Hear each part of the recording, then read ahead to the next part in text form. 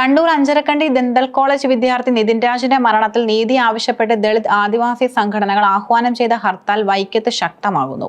Nitin Raj action council, KPMS, മറ്റ് ദളിത് സംഘടനകൾ എന്നിവരുടെ നേതൃത്വത്തിലാണ് വൈക്കത്ത് പ്രതിഷേധം നടക്കുന്നത്. വൈക്കം വലിയകവല കേന്ദ്രീകരിച്ച് ഹർത്താൽ അനുകൂലികൾ വാഹനങ്ങൾ തടയുകയാണ്.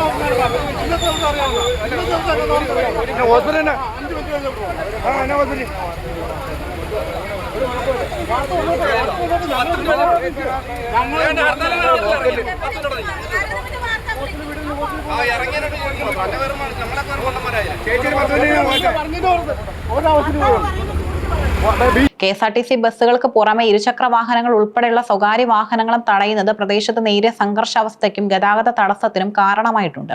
നിതിൻ രാജിന്റെ മരണത്തിന് ഉത്തരവാദിയായ ഡോക്ടർ റാമിനെ ഉടൻ അറസ്റ്റ് ചെയ്യണമെന്നതാണ് പ്രതിഷേധക്കാരുടെ പ്രധാന ആവശ്യം. ജില്ലയുടെ മറ്റു ഭാഗങ്ങളിൽ ഹർത്താൽ ഭാഗികമായെങ്കിലും വൈക്കം മേഖലയിൽ പ്രതിഷേധം സജീവമായി രംഗത്തുണ്ട്.